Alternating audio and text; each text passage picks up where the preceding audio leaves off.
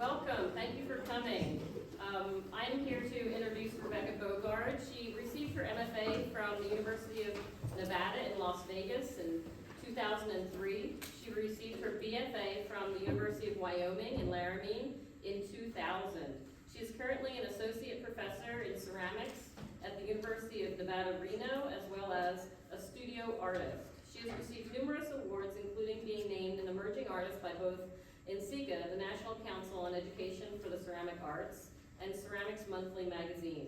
She has been awarded residencies in places such as the Bemis Center for Contemporary Arts, Credo, Rome, the Celadon International Center in China, and in addition, she is a two-time recipient of the Nevada Fine Arts Council Fellowship, as well as receiving Best in Show in several national competitions. Her work is shown in several solo and group exhibitions nationwide.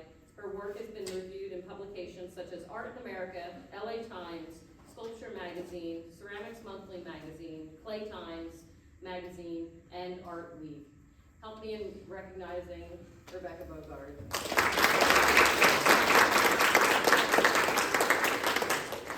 That sounds really amazing, and it's like, is that really me? So first I just want to thank you guys for showing up and being here. I want to give a huge thanks to Heather May for hosting me and taking me everywhere. And then also a big thanks to Reese, and then also Morgan, Brooklyn, I did it again, who I met at NCEGA, and I think maybe really kept the ball rolling and inviting me. And thanks to Victoria for making the amazing slip this morning's demonstration. So it is a real privilege to be here. Like I've said to a lot of people, I've not really been down south very much, so not very familiar with the landscape. It's gorgeous. I mean, I just look out of my hotel window and all these trees and greenery. I'm from the desert, and it's so dry and brown. It's like, it's just unbelievable, all the trees that just grow by themselves here. It's lovely. Okay, so I'm just going to start from the beginning. So I've always considered myself an artist. I used to draw as far back as I could remember. So I always drew animals. They were my favorite subject matter. And I think because I was a real shy, introverted kid, they were the best because they don't judge you. They think that you're sweet. And then also, I was awkward. I was kind of a dork. I never really fit in, but the animals never really knew that. So they were my favorite subject matter. And then when I got to college, so I did community college for 6 years, which I don't recommend. But part of the reason I did community college for so long is because I didn't know how to be an artist. I didn't know how to sustain myself as an artist. And also, I became interested in ceramics. And there's a lot to learn in ceramics. But when I got to college, it sort of seemed like, animals aren't really a legitimate subject matter. Nobody ever said that to me, but when you're in art history, you're studying all these amazing paintings, the Renaissance, the human form, the Greek sculptures, and even the ceramic vessels, it's all about people. So I thought, well, I guess I should start drawing people. And so the minute I stopped drawing animals, they started appearing in my ceramics. And so this is the culmination of my 6 years at community college. And the good thing about this is that, they were kind of a safe place to make animals, because you could say, oh, no, it's not really an animal, it's a teapot, or it's a pitcher, or it's a vase. And then also, that's probably my draw to ceramics is, like, my voice just appeared. It just sort of happened naturally. And then after community college, after doing that for 6 years, I quit and got a job at a flower shop, and it was the worst job I had in my life. And so that's what really motivated me to go back to school. And so during those 2 years, I met with a counselor at the community college and said, those tests they give you in high school that tell you what you're good at or what you're interested in, maybe you could give that test to me. And he said, well, I can give that to you, but it's just going to tell you what you already know, and that you want to be an artist and you're on the path to regret, and if you don't change what you're doing now, you're going to be miserable the rest of your life. And I left crying because I knew everything he said was true. And I was married to husband number one at that time, and I knew that meant I was gonna have to leave him. And so I ended up going to the University of Wyoming, and so we could see each other on the weekends. And it ended up being a really great school for me, so I got to explore more, experiment more with texture and environment. And then after getting my BFA there, I'm like, I still don't know how to be an artist. So I guess I'll go to graduate school. So I ended up in Las Vegas, University of Nevada, Las Vegas. And so at that time I was a graduate teaching assistant. And so I'm learning how to teach. And in my beginning classes, and you've probably all been told this, is not to make cute art, right? So there are a lot of rules to art. And the reason they exist is because they can be difficult to wield. And so it's a big no-no to make cute art because it often strains for effect. It's usually not very interesting. I think of like Hello Kitty or Precious Moments or that hanging their cat. I mean, we all get it, we move on, we don't spend much time thinking about it. But, you know, I'm in class and I'm talking to my students, and like, actually, there's something really powerful. If cute is so bad, how can I make it good? How can I turn this rule into something interesting? So I started, you know, incorporating cuteness with sophisticated design and color palettes, and then also they're kind of gross at the same time. They kind of look like colons or grubs, but they got curly tendrils and big blue eyes. So then this is when I got my job at the University of Nevada, Reno. And so once I got into the studio, it was full of testosterone. And my technician, Fred Reed, was a manly man. And then Mike Sarich from painting would come down and make a lot of ceramics. Ed Martinez from printmaking would come down. And so there was a lot of masculine energy in there. And so I thought, well, I just really need to figure out how to make my presence as a female. Like, I never really liked being a girl. I sort of felt more like a tomboy. There's so many derogatory expressions like, oh, you throw like a girl, or you must be a sissy. And, you know, my best friends were like boys most of the time. And so I thought, well, what did I like about being a girl when I was young? And so it's hearts and rainbows and puffy clouds, and then like I started doing some sort of sexual stuff, and I'm like, I'm not sure where that's coming from exactly. But then I saw this ad in Target with this Bambi shirt. I'm like, well, there it is right there. And so, you know, when all the animals become Twitter painted, there's all these insects floating around, and sort of thing. So some of the sources of my inspiration is Chris Van Allsburg. So he's an illustrator. He writes really good children's books. You're all familiar with him. He wrote Jumanji and Polar Express, which they turned into not very good movies. Sorry if you like these movies. But, you know, these are really short children's books, and it's really hard to turn them into a full-length movie. And so this is my favorite book by him. And the title of the book is The Mysteries of Harrisburg. And the premise of this book is that some illustrator showed up to a publisher's office, and he had this folder full of drawings, and they all had titles. And so the title of this drawing is the third floor bedroom. It all began when someone left the window open. So you can see there's a dove over there that's lifting its wing, and there's a place where the dove is missing. And so the idea is like, and then so he left, the illustrator left, and the publisher never saw him again. And so he's left with a stack of amazing drawings, and then you're left to fill in the imagination with the rest of the picture. So that's what I love about Chris Van Allsburg, is he's leaving you in charge of how you interpret it. He's giving you a role in the place. And Chronicles of Narnia,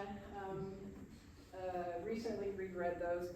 And I love, you know, the relationship that the humans have with the animals and how they sort of peacefully coexist. I love that idea. And so that's sort of what I try to recreate with my installations. And Super Mario, I used to play video games.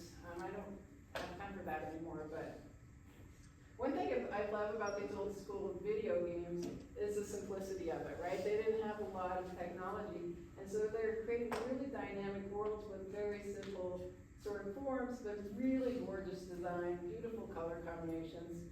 And then I also, love video games because you're entering a world. Same with Chronicles of Narnia, you're entering a different world. And so, I'm still thinking about the viewer and how my work interacts with the viewer.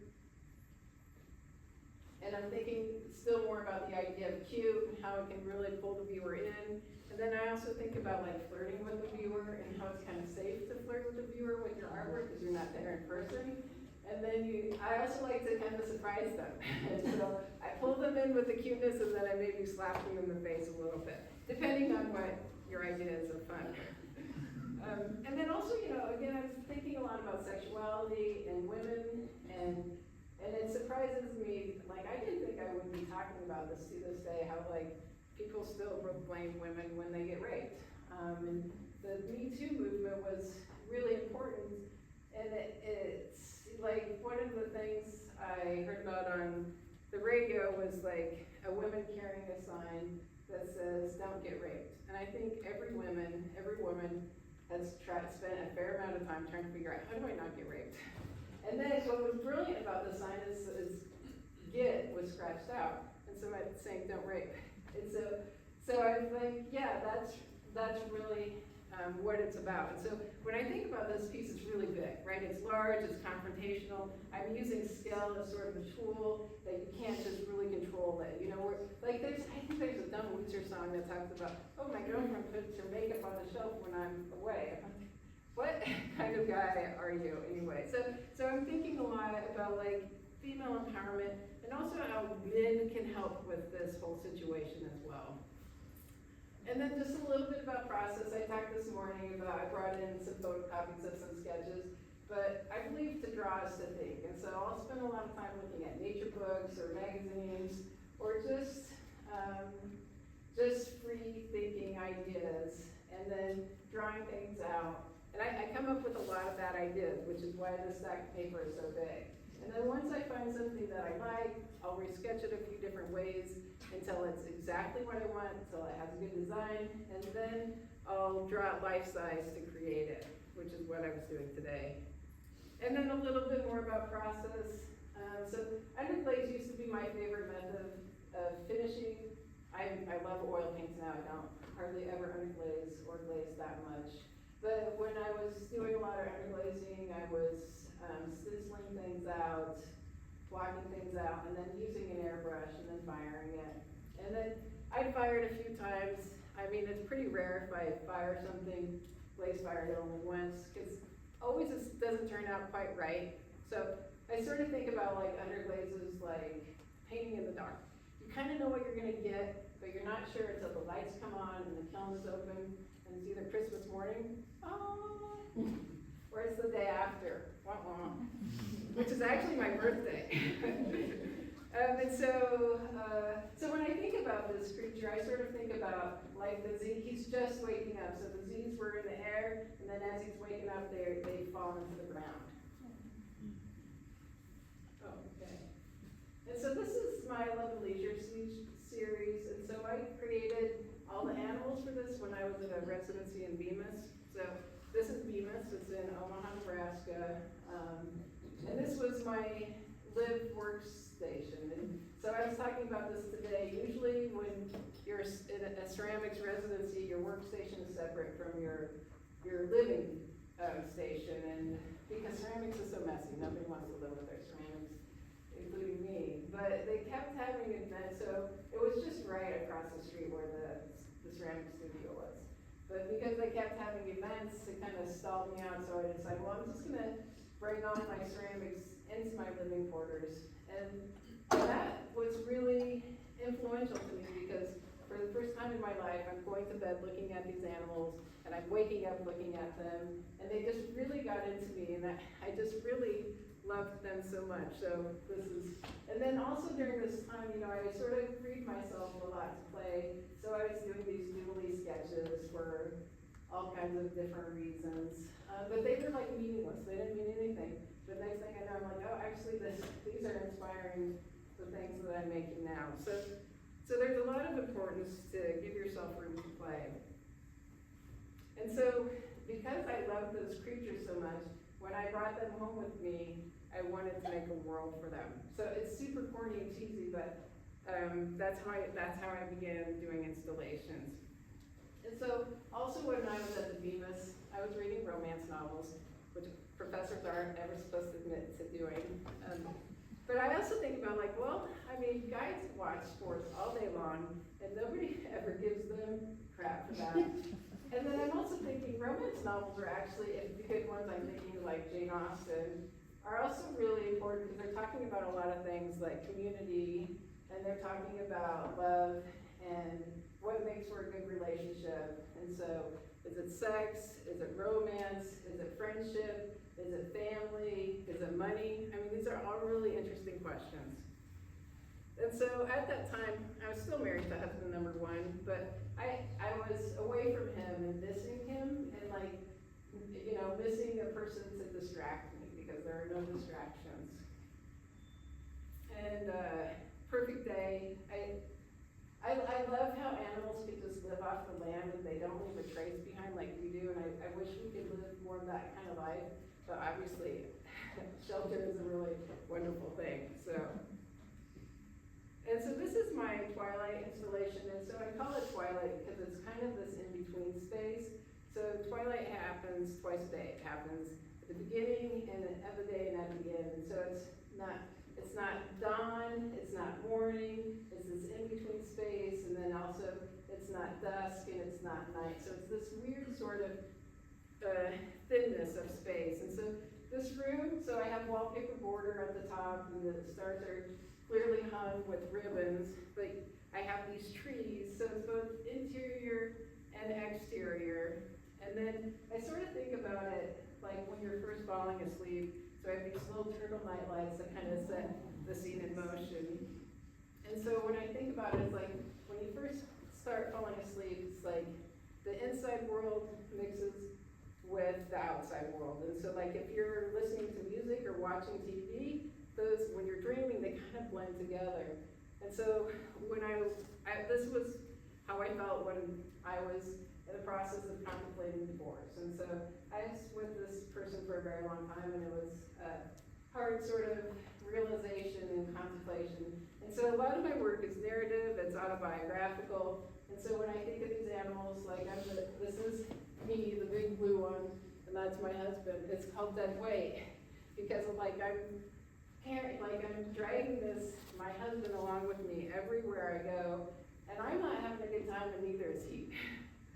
And then so all this kind of deals with these ideas, like an exercise in futility, I'm representing myself as that orange animal, and I'm trying to get love from this plastic toy that doesn't know how to love me in the way that I need to be loved.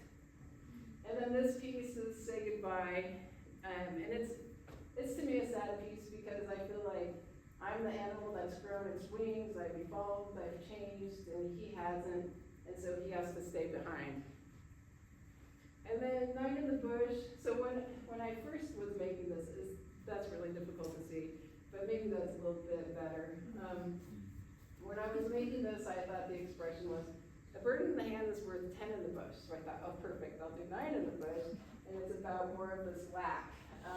And so as, you know, it takes a long time to make things out of clay. And so as I was making it, I realized, oh shoot, that's not the expression, what next? But then, you know, as most people do, or a lot of people do when they're contemplating divorce, it's like, oh, great, we're gonna get back together, it's gonna work, it's gonna be amazing. So I'm like, okay, now it's about abundance, and yeah, our relationship is gonna be work, and so now, but in the end it didn't work. But so I sort of feel like it kind of encompasses all of that. And then hope. So who here has rescued a sick bird or a dying bird or a helpless bird? A few people. Who here has been successful? It amazes me, there are always successful people. I was never successful. So my bird is a metaphor for my marriage. I hope it's gonna last, but in the end it doesn't because I never rescued a bird. And then this piece is titled, Hand Jobs for Heartbreak. So sometimes a girl's gotta take care of herself. And it's a little bit about process. So the way that these are made is so that that part, the trunk, is one separate piece, and the next piece slides on like a lid, and then the other two just stack. And then so here's a video of how they go together. I mean, like, when I watch myself do this, I'm like, how did you even do this?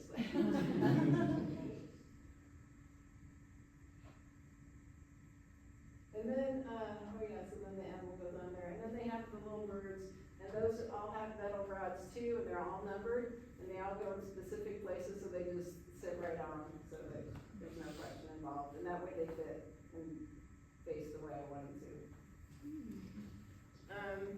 So then this is my flesh and bone series, and so this is like divorce time. I'm divorced and trying to move on. And you know, it's like I'm really awkward and like I feel like a butterfly out of its shell. I'm tender, I don't know what, you know, it's fleshy and bony, I guess. And so at this point, a bunch of hummingbirds started appearing in my life, and so I started looking into the meaning of them, or not butterflies, hummingbirds. And so they're supposed to symbolize joy and freedom and also tenacity because they can migrate almost 3,000 miles, which is pretty crazy for a tiny bird. And also they're there to remind you to be present and in the moment because they can go forwards and backwards, up and down in the way that they hover. And so the piece is called Sweet Somethings because girls want to hear sweet somethings and not sweet nothings. And then daydreaming, you know, I was super boy crazy, but I just did not know how to even contemplate or approach boys or any of that. So I had a lot of fun daydreaming about boys. And then this is based on that same idea. He loves me not.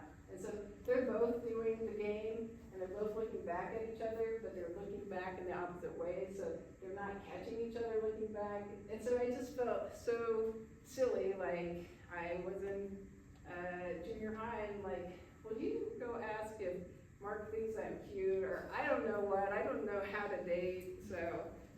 And then so I actually had the opportunity to re-show that in different galleries, because the first gallery I showed it in, I couldn't paint the walls, and so this, I got to paint it this cool blue, and it just made me so happy because it really felt like a winter wonderland with the cool blue in the background and then these warm sort of fleshy animals and environment. They really felt like ice caps floating around. So, oh yeah, and the opening was fun.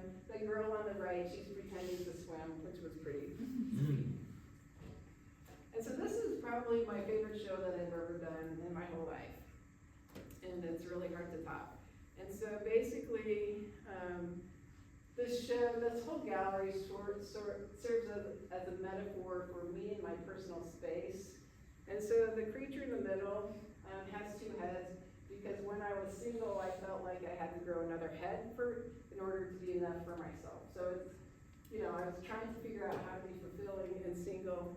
And then this whole gallery is flooded with water. It's like 1,100 gallons of water. It's a massive amount of water.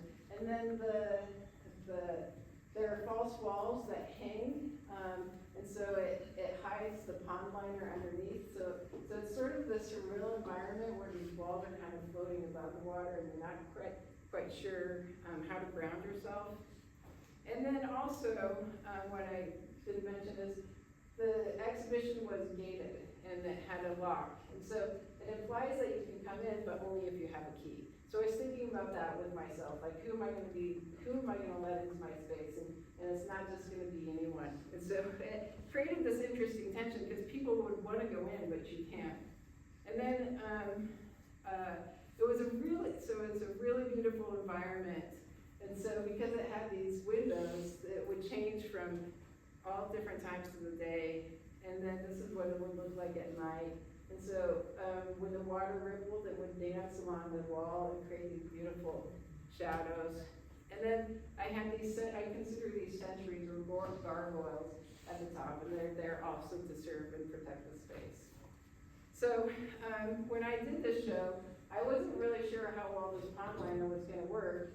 And also, I did it in my hometown where my dad could help me, so that's my dad back there helping me. So he helped me build those false walls and hang them. And And I was really worried you're gonna see the pond liner underneath and it would just kill the show. But luckily my mom was really smart and she did some internet research and discovered there's a thing called pond dye. And you can dye the water different colors like black or blue, maybe even green, I'm not sure. But when you dye it black, all of a sudden it looks bottomless. And so you don't see the pond liner anymore. And so this was the moment after we dumped in the pond liner, and it was like this Star Trek entity that just swirled around, and the next thing you know, it was bottomless and beautiful, and I was so super happy with how that turned out. Dear old dad. And then after that, it's like, I can never top this show. I don't know what I'm gonna do. So this is my time out series. I did a lot of drawings, where I just kind of taking some time away.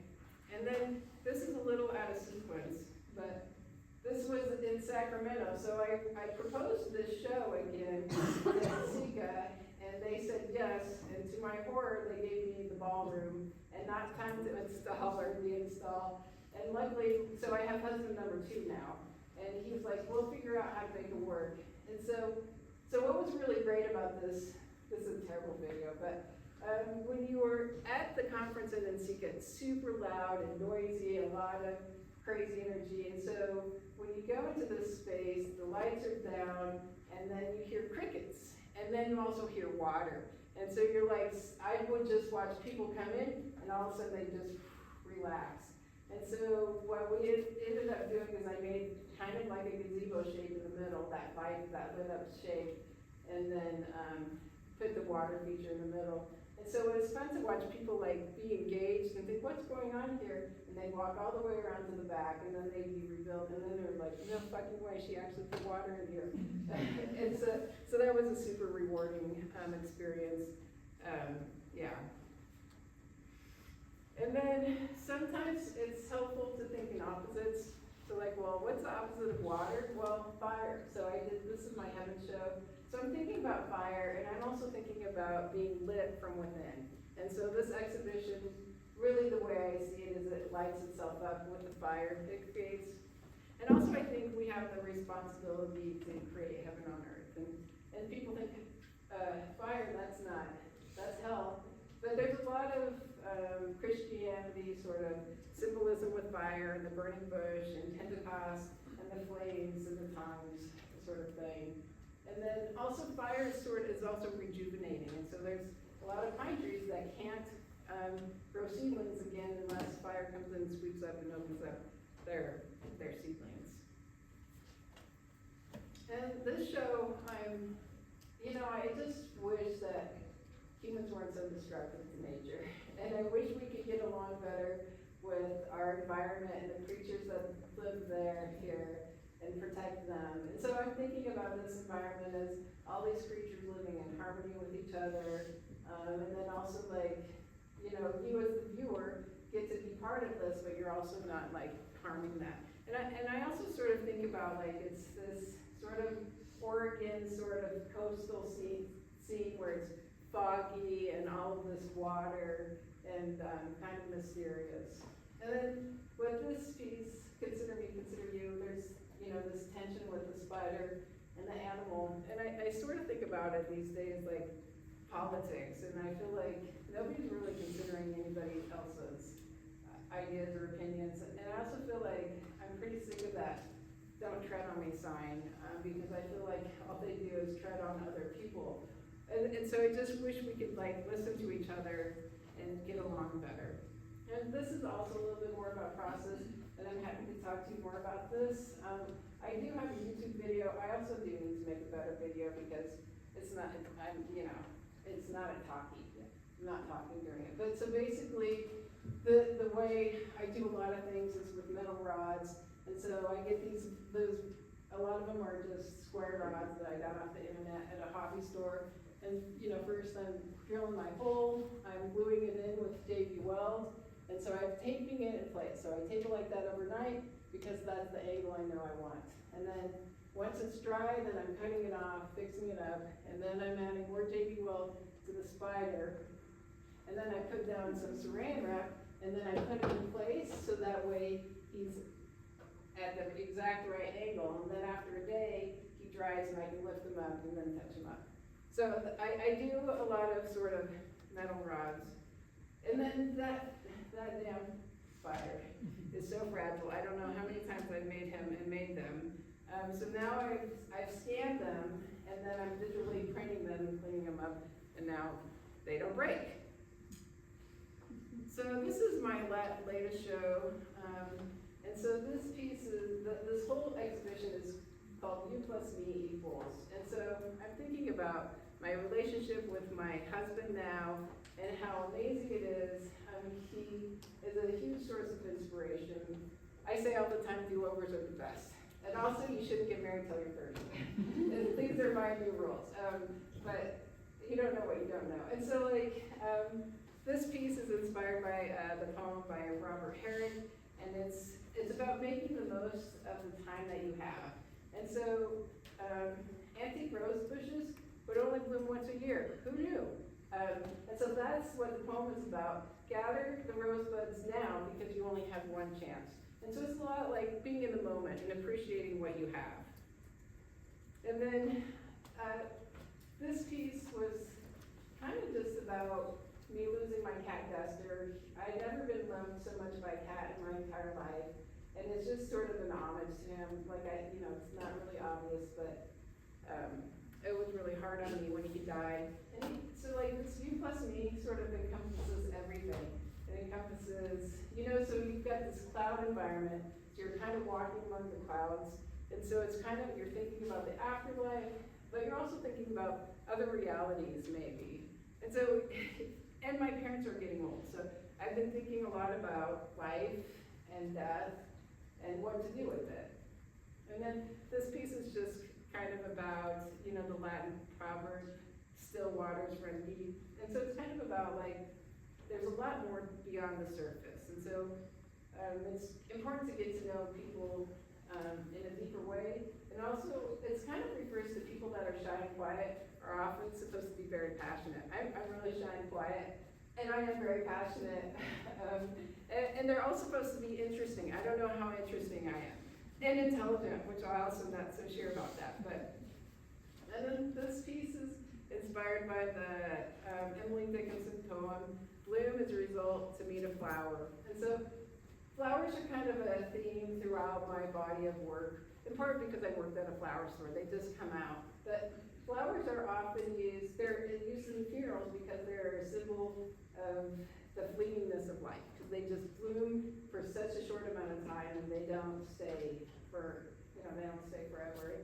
And this poem by Emily Dickinson, she also talks how hard it is to get a flower to bloom. The temperature has to be right, the soil has to be right, as well as the amount of water. And also thinking about that with the human, getting us to blossom and be the best person we can be is a lot of work. And so,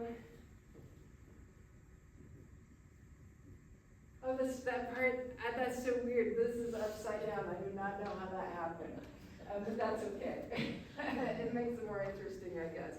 And so this is based on the Ralph Emerson Waldo poem, The Humble Bee. And it's also talking about the importance of the role of the bee. I wonder if that would, I just gave this lecture a couple weeks ago, and I'm wondering if that was wrong then too. Anyway, but so also bees are a recurring theme that is in my work, and so they are super important because without them, we're in a lot of trouble, right? They pollinate on, so everything is connected is basically what I'm saying with this piece. And then Nothing Gold Can Stay is based off of Robert Frost's poem as well. And so, it's just talking about the transitoriness of life and how fleeting it is. And then this piece is from Shakespeare, Sonnet 18, comparing his woman to the beauty of a summer's day and how it's better because summer is wonderful, but it's also fickle. The sun can be too hot like it was today for a little while, or sometimes it can hail, or sometimes the wind blows. But in this poem, the beauty of his love will live on forever. So it's a lot. But I'm really super passionate and in love with my husband, and I say all the time, these are the best days of our lives. It's never gonna get better. I mean, I can't imagine it getting better. And, you know, watching my parents get old makes me really wanna, you know, be in the moment and appreciate what we have. And then this is, you know, Heart Song, so this is kind of the recreation of my crush show, with the water underneath, and this is like a gazebo that lights up. But this gallery was so well lit with the natural light, it was hard to ever see it lit up. But when I met husband number 2 and we started spending the night together, we would hug each other and sleep like that all night long for like 3 months, I want to say. We don't do that anymore, but it was really incredible and crazy to me. So whenever I have shows, solo shows, or even sometimes group shows, you know, I do like to ship my work whenever possible, but it's not always possible. And so my very favorite is if I just can load it in my truck and go. Next best is a U-Haul, and then worst is the van. This is a 20-foot U-Haul, and I never thought, I cannot drive this. But actually it's not so bad. And the funny thing about driving this on the highway, like when I'm a car driver, I'm like, you damn semis, get off the road, blah, blah, blah. And now I'm a semi, I'm like, no, these roads are designed for semis. And I never thought like that before, but anyway. So I have an amazing kiln. This is super old, you can see it's all cracked up and stuff. So we use this kiln only for bisque firing because it leaks like a sieve, but it's a wonderful kiln to have. You can see I had to cut off the top of this. It probably could have fit up the flue a little bit, but my situation at school is we have to take things downstairs, down a set of stairs, and I thought, I'm just gonna cut it off rather than it falling and breaking. I'm super blessed with my studio. It's crazy, I actually have 2 different studios that are dynamic. And they're off campus. The downside with my studios is that I don't have a kiln on site. So I'm transporting my work everywhere I go. So these are more like, I call these topiaries or trees. And so, from the last show that I just did. So here's a bit of process of how I make them. So first I coil build them, and then I make this mold of them, and then I slump the clay in together, and then I piece them together. It's a lot of work.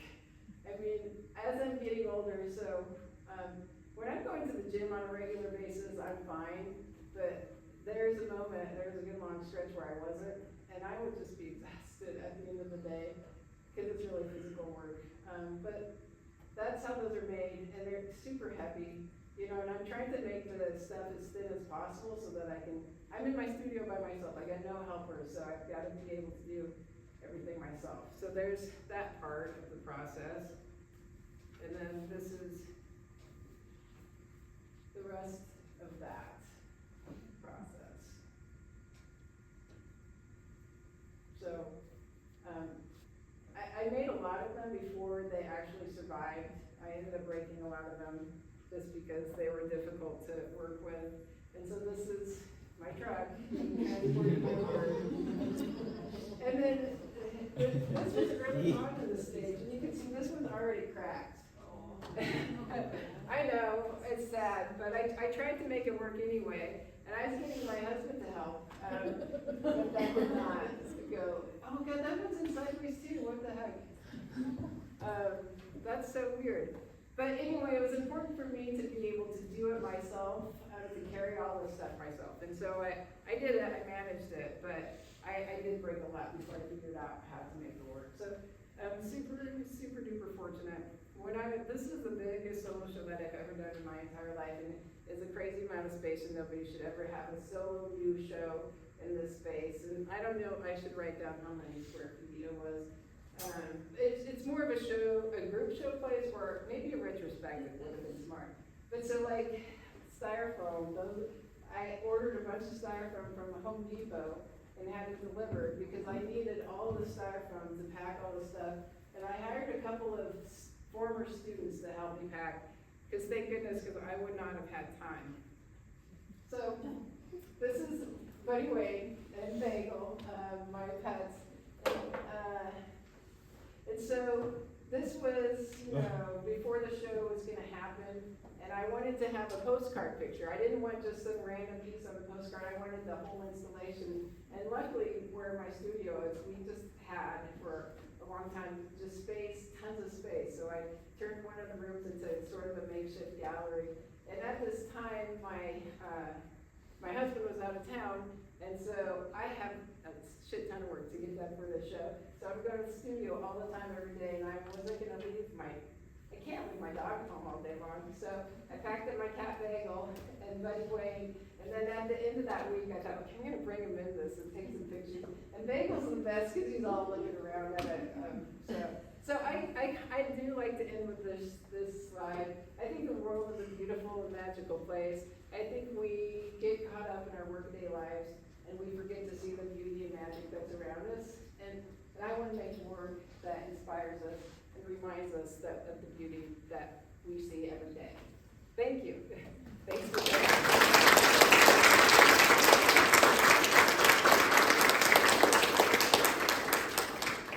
As they say on YouTube, thanks for watching.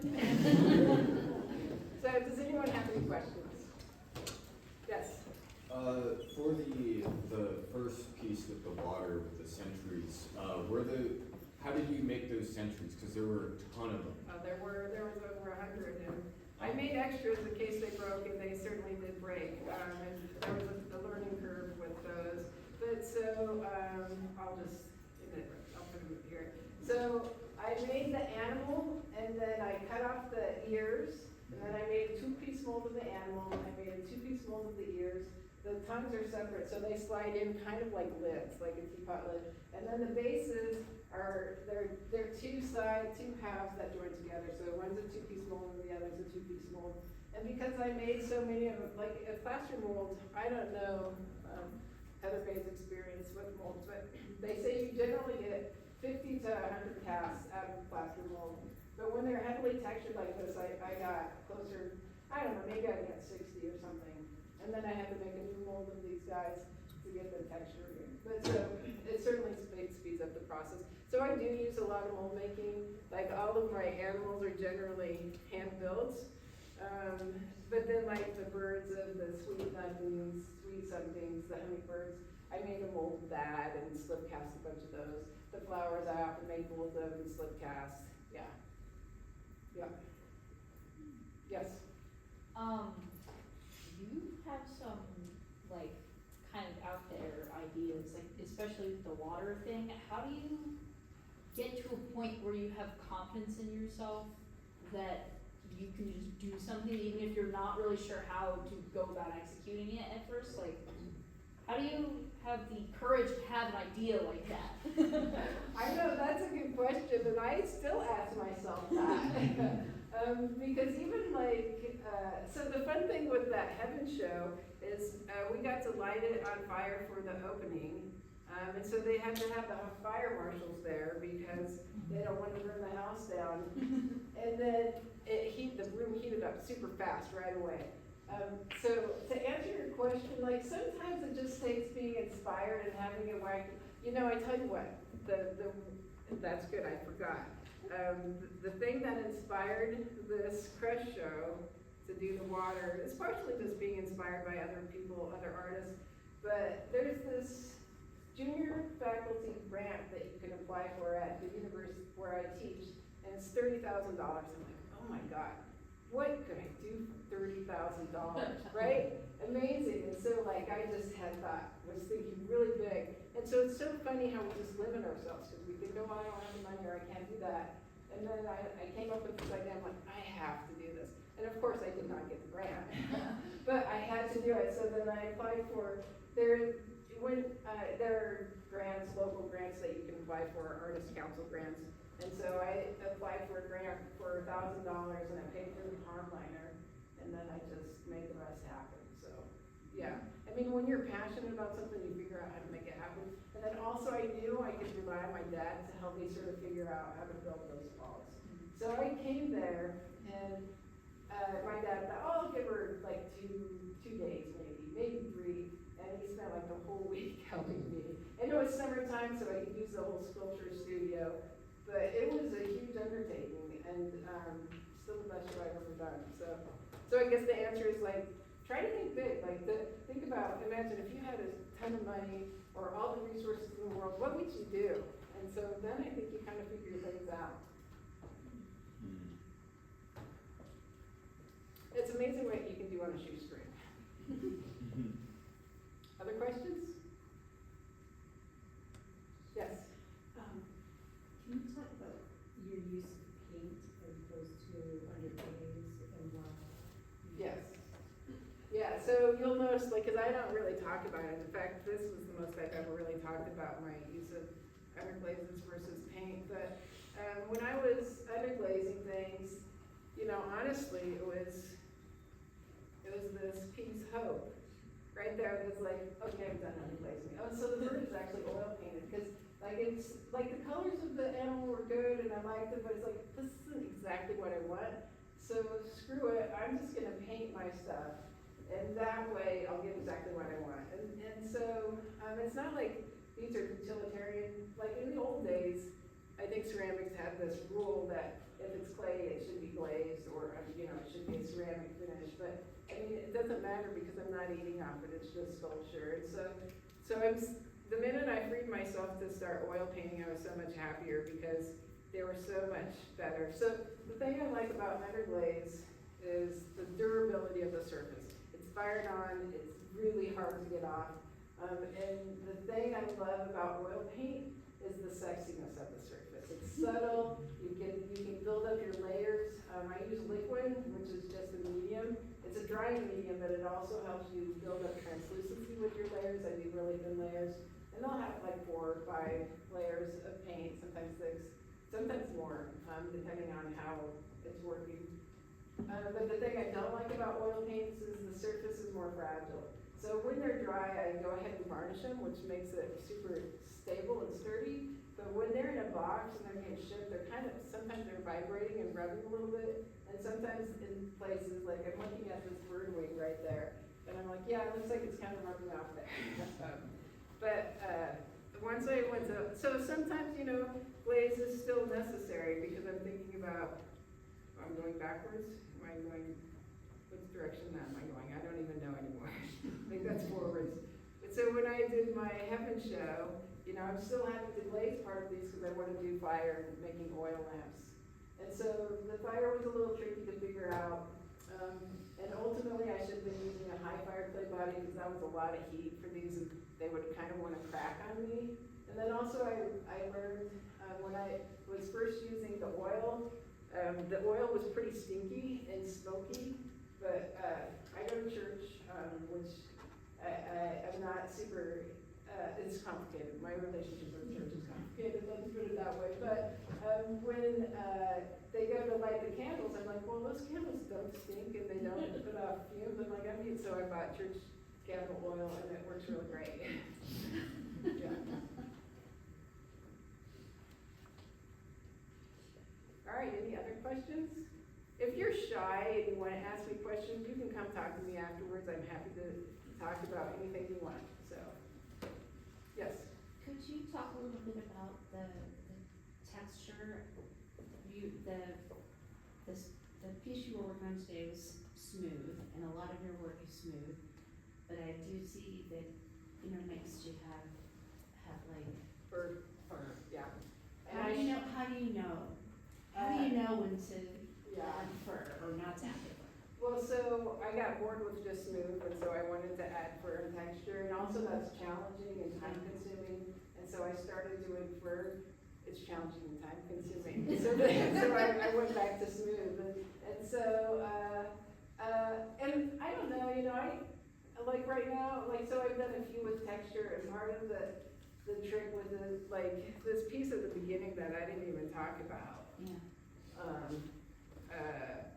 That piece I started, and then clay sometimes sucks, and I walked away for a few months because my life got busy, or a couple months, and then I'm starting over. And so it's like, well, it's amazing if you can really dedicate the time to it. But yeah, so I kind of like the pop aesthetic with the no fur, but I also like the beauty with the fur. But right now I just don't have the patience for the fur. I guess that's But you do use other textures too, like the the sentinels and that. Oh, yeah, yeah. Yeah, you know, and I think, so when I was in graduate school and undergraduate school, I was spending a lot of time thinking about texture, loving texture. I feel like texture is an invitation to come closer. And so I spend a lot of time doing all kinds of different textures. And then I also like the push and pull of some places are smooth and some places have texture. But I just ended up going with, like, I love simplicity. I think it was my third grade teacher that said, simplicity is genius. And there's something true to that, because there's this beautiful, it's like this, like, minimalism is hard to do, it's hard to pull off, because it is so seamless and it doesn't look like it's made by the human hand. And so I love design and simplicity, and so I think that also lends to the no texture sort of thing that happens, yeah.